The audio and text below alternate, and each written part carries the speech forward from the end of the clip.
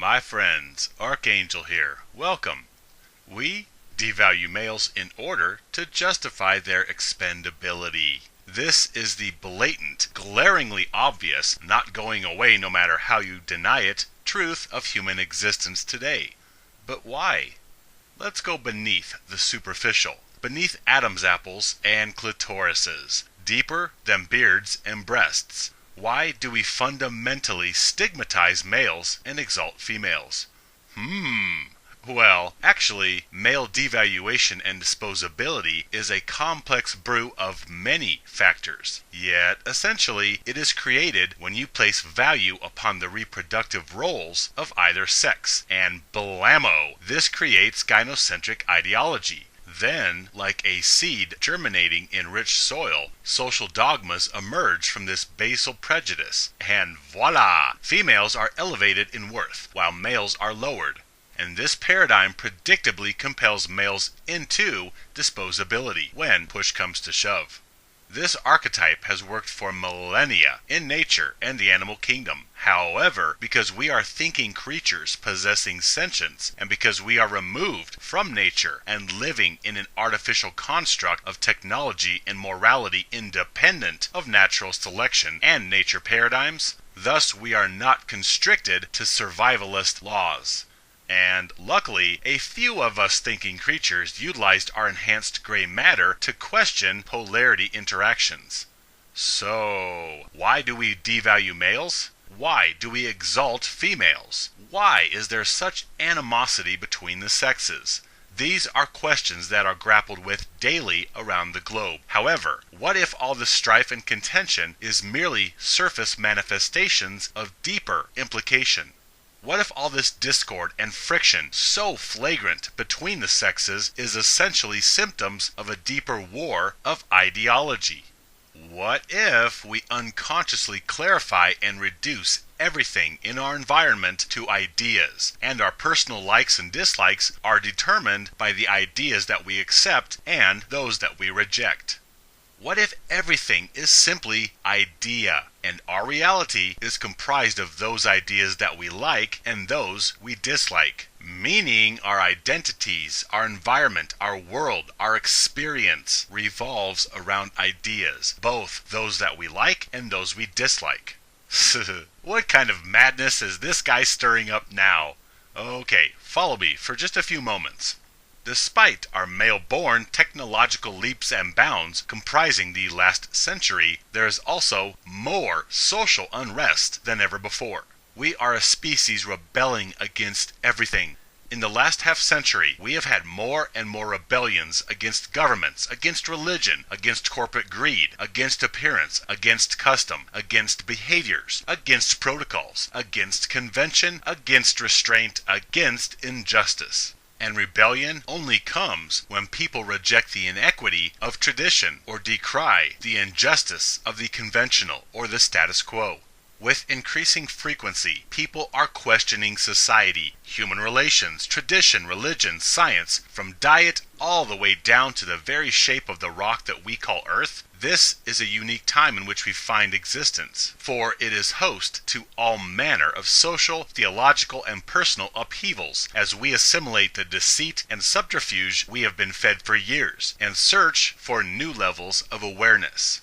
Whether you are experiencing this upheaval or not, change brews thanks in large part to technology and informational exchange. And since everything we do or believe springs from ideas, hence this is a battle of core foundational ideologies. Ideas lead to belief, which leads to action. It is our interpretation of ideas that lead to action, whether loving or violent. I mean, why do we hate people who cut us off in traffic? Because these people are not being courteous, and they display disregard for you and your safety. However, when you boil this question all the way down, essentially they are displaying selfishness. And selfishness is an idea that you dislike when it is displayed through the actions of others. Then on the other hand, why do you like donuts? because they provide your taste buds certain sensations. Sensations that you have deemed as pleasurable. And when we boil this one down, pleasure is an idea that you are in agreement with. Even though humanity is beginning to critically assess everything we have ever been taught, still, old bigotries, old ideas, like weeds, are not so easily dispatched. They keep reappearing. There is a war of beliefs occurring as trailblazers solicit new human plateaus. Meanwhile, the unconscious masses seek to silence these rebels and continue the same old prejudices that comprise human history. People can sense change and unrest, even if they won't admit it. There is a deep fundamental upheaval of Homo sapiens beginning to precipitate as old social constructs are being called out by the intrepid. Yet the people that adhere to the traditional or conventional are doing their best to spread the same old biases into the future. Yes, there have always been wars over belief. But at its core, we clash over ideas, because belief is merely an idea that one accepts. Think about how curious a thing belief actually is. That even in the absence of evidence, or even in the face of contrary evidence, people will nevertheless adhere to an idea that sounds warm and fuzzy to them. People like the idea of a hero coming to save them, or they might like the idea of an angry parent god who will dispense justice, or they really like the idea of females being softer, cuddlier, and more special than males. Or perhaps they dislike the idea that hairy, grunting man-beasts are as valuable as females. Maybe they dislike the idea that all peoples, all faiths are loved equally, and there is no chosen few, no favorites of God. You can look around and see that people fervently defend ideas, which become beliefs, because they have built their very lives, their very identities around the ideas they have accepted. Gynocentrism, feminism, male empowerment, all are varying degrees of ideas surrounding the human sexes and their interactions. Look at history. You will see the same paradigm playing out time and again. Some people will believe in idea A, and some in idea B. Then they try to convert the opposing side to their way of thinking, convert them into accepting their ideas. And when there is an impasse or a stalemate, then we get physical hostilities and war. All wars ever have been precipitated by a clash of belief. We believe you are heathens and should convert to our dogma. We believe your land or your resources should be ours. We believe slavery should be abolished. We believe that we need to police the world or fight for our land or families or liberties, etc. Divergent ideas become prejudicial beliefs, which humans clash over, and this story is written in blood throughout human history. I know. Boring. But follow this white rabbit down the logic hole. Perhaps ideas constitute human hierarchy. Could it be that possibly ideas are the triage tool of humanity, used to establish worth and protocol in human relationships? You are either superior or subordinate, depending on your race, religion, financial attributes, etc.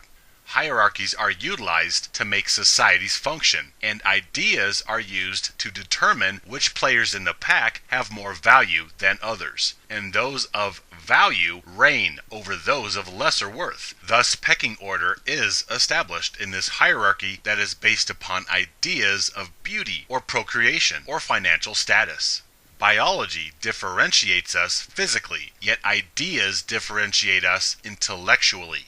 And since we are thinking creatures who determine existence based upon idea, hence the ideas that humans hold are ultimately the determiners of human identity, interaction, and existence. So, once upon a time, we find ourselves conscious, self-aware, in a hostile, indifferent world. So, being thinking creatures capable of contemplation, we hypothesize and cast forth ideas, explaining everything about our world. Thought begets idea, idea begets belief, and beliefs beget actions. This is where the rubber meets the road. We observe differences in human biology. We make up ideas to explain those differences and establish value. Then people either accept or reject those ideas and come up with their own. Hence, we have objective reality where ideas inform beliefs and humans spend the rest of their days clashing over divergent beliefs.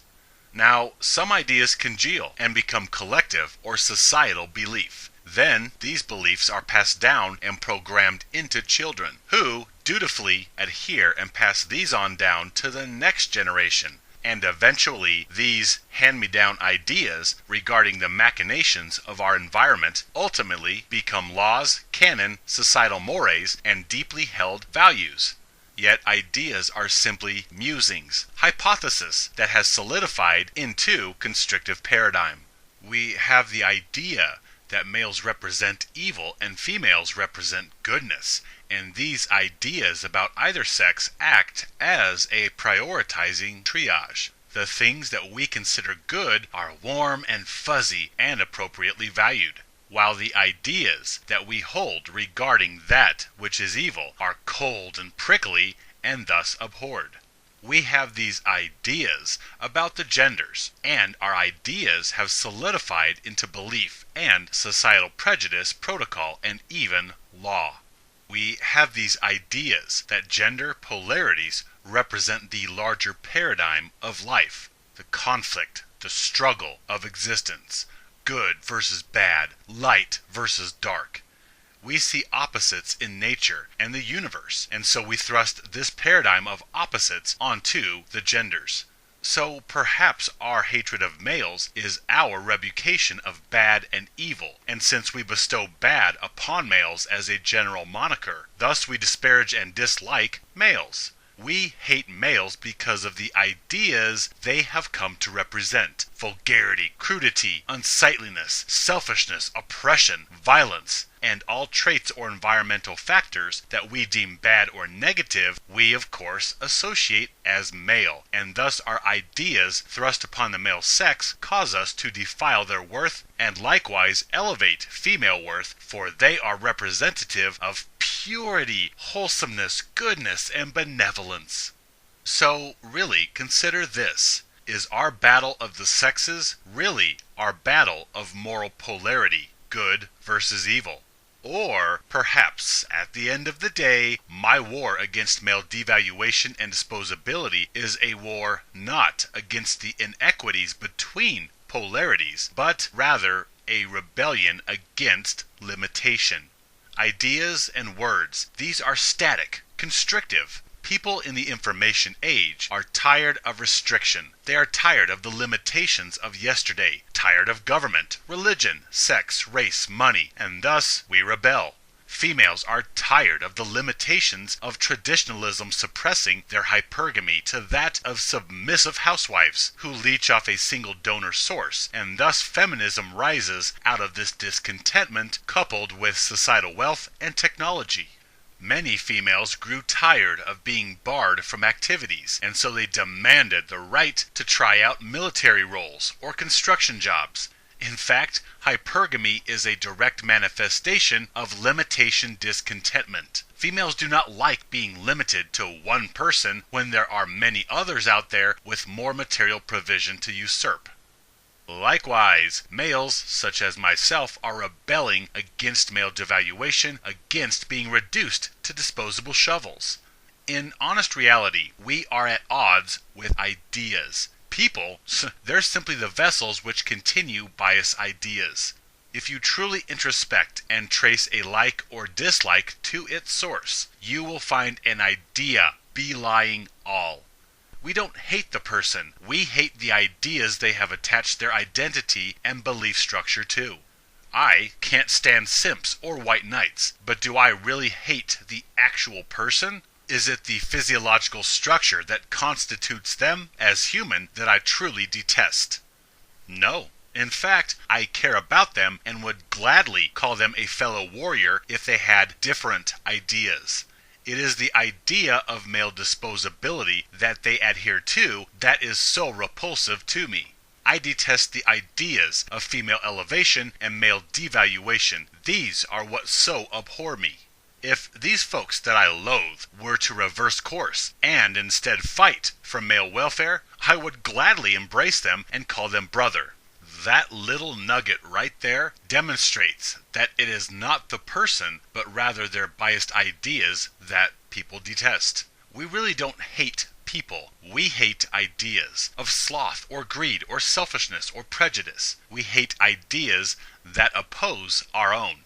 Thus, we have a war of ideas, and ideas promote ugliness and violence.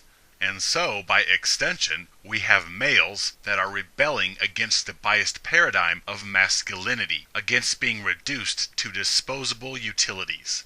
Many males have been rebelling against certain limitations of traditional templates of masculinity, such as appearance, and this is manifest by increased tattoo, or piercing, or cosmetic use.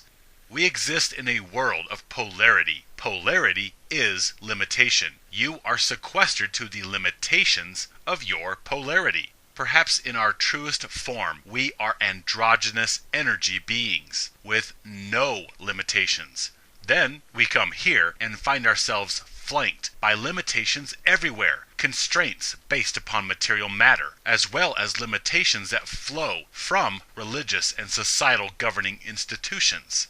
More importantly, we limit ourselves and each other through ideas about the behavior, appearance, or value that various peoples have.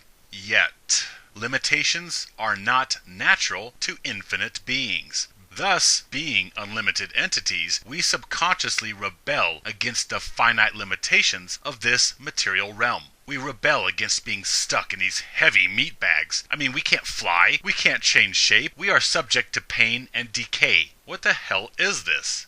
Perhaps the battle of the sexes, this desire for worth, this seeking of validation outside of ourselves, maybe this is all merely a longing for our true state, for home. Let's say we are each glorious, complete, and whole in our natural state. Then we get here and are divided into one of two polarities. And so we spend our days chasing that ethereal missing something through the opposite polarity, the opposite sex. Perhaps our intense draw towards females is our desiring to be whole and unlimited once again. Maybe this is why sex is such a monumental act here, and why the inferior value males chase it so zealously, because the temporary physical union of opposing polarities give the illusion of two halves coming together to make a whole, a symbolic gesture of us longing to be whole and complete again in our natural state, without having to need any other being for validation or glory. Besides a few seconds of physical pleasure and the fact that it is how our species procreates, on a deeper subconscious level, sex is the symbolic resolution of opposing polarities into harmonious unity. So, being sequestered to polarity and limitation on this heavy, restrictive plane, we seek a greater experience than isolation, and so chase polarity combination and resolution through sexual and romantic communion. We dislike being isolated. We want to feel complete, so we chase relationships, thinking that this will resolve our inner torment. Yet we all find out in some unfriendly way that romantic relationships are false and will not fix our inner incompleteness.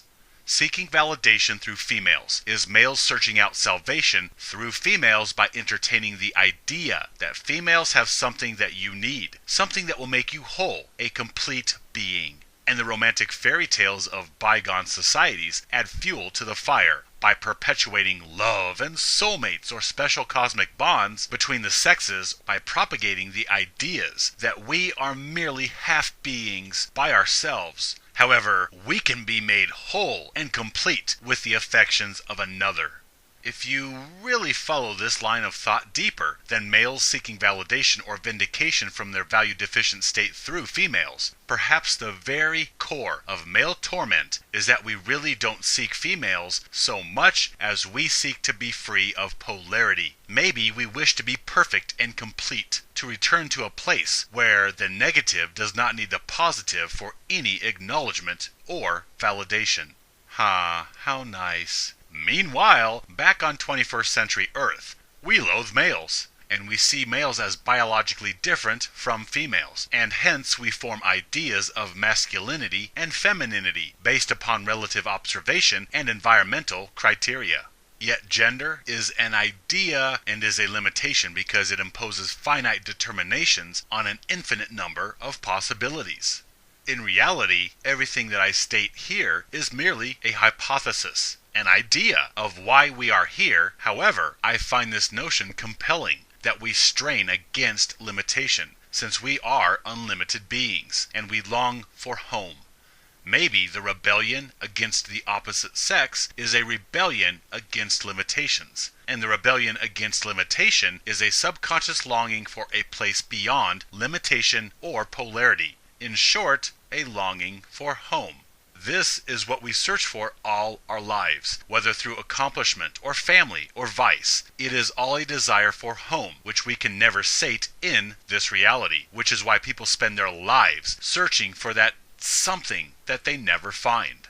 Maybe this incompleteness that romance culture thrives on is the reason males are so incurably addicted to chasing salvation through females, because they are thirsting for the completeness of home. Most people resign themselves to limitations, but deep within, they may be rejecting limitation.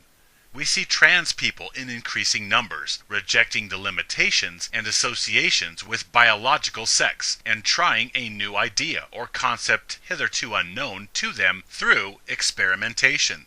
People that reject gender reject the ideas thrust upon them that their nature-given genitalia should define their thoughts or dress or behavior or speech or inherent value. Whether it is a guy who wears makeup or women's clothes, or a female who doesn't shave, everything from drag queens all the way to trans males or females, people are rejecting the traditional and trying new ideas upon themselves, as technology and societal opinion have evolved to where gender indoctrinations of limitations may be circumvented. The problem is polarity creates difference, and difference inevitably leads to conflict in ego-driven creatures.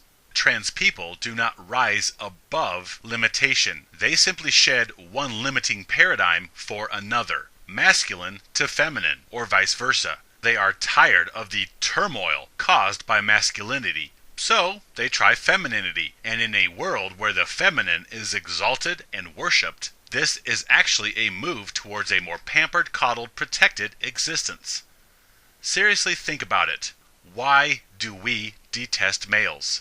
We can turn vanilla into chocolate, and chocolate can claim to identify as strawberry. Therefore, gender is not a fixed attribute of biology, and so masculinity is an idea about the appearance and behavior of the testicled sex that we thrust disposability onto. Masculinity, just like femininity, is fluid. Masculinity is an idea of how biological males should look, behave, and think. Sex is a determination of biology. Gender is an idea that changes from century to century. So it is not the actual person, energy, or soul inhabiting the male body that we hate, but rather we hate the idea of masculinity. The idea of grunting Neanderthal fart machines, the idea of oppressive, chauvinistic good old boys, the ideas of raping, murdering plunderers. We hate the ideas of selfishness, vulgarity, and violence that we have thrust onto the male sex. Whereas by contrast, we love the idea of purity, benevolence, and altruism, all rolled into one neat little breasted feminine pastry of deliciousness. Let's put it another way. Hatred of either gender is hatred of the car, not the driver. It is cars hating the externals of other cars. Yet we can now change the appearance and attributes of cars. We can make cars look like trucks, and vice versa. So what is it we actually hate? Gender is mental identifications, and mental identifications are born of ideas, and ideas can be very fluid. And really, externals are inconsequential. It's about the internals, the driver. And the drivers are not their cars. They are independent of the vehicle that they maneuver, because the drivers could get out of their cars and go to a coffee shop and have a genuinely jovial time chatting with other drivers. Yet, when these drivers get back in their respective cars, suddenly they are hating on each other in gridlock traffic. So, in light of all of this, since we really are not merely our sex organs, and since our sex organs can be altered, and since we can mentally align with any concept despite what our collective sex preaches, and because we can alter our associations and change our identities at will, since gender is merely an idea about the appearance and behaviors of certain creatures that have certain genitalia, because everything is not so static and boys can be girls and girls can be boys. Because everything we think is solid is really so fleeting, temporary, and changeable. Thus, because of all of this, our hatred of males is our hatred of the idea of anything that is not feminine. Misandry is really the hatred of the idea of traditional masculinity, the ideas of masculinity from days gone by. Because in the future, masculinity could change into another idea, where the masculine now represents soft and delicate things. We loathe, hate, and abuse our ideas of traditional masculinity, and those males that adhere to it. It is the ideas that we detest. Because if a crude, callous, traditional male suddenly transitioned into a soft, sweet female physically, now what is there to hate? It's still the same person inside, only the externals have changed. More importantly, the idea about how a certain being with a certain biology is supposed to act, this idea about gender has been upset in such a case. So do you still hate the dirty, abrasive male who has changed into a soft, sweet female?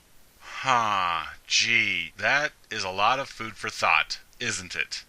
So, with all things being so fluid, when we devalue males, when we dispose of males, when we hate males, what is it we are actually disparaging? The body or the being inside? The being inside is infinite and neutral, so I guess it is the male bodies that we mock and devalue. It is the male bodies we use for utility and then simply discard. It must be the shape and appearance of the physical cells on male bodies that cause us to form ideas about those cells, and these ideas inform us to be favoring of one and abusive of the other. Except that we can alter males to resemble females. So now, do we still devalue and discard of the male in the same way, or are they viewed differently because they resemble the human deity, which is females?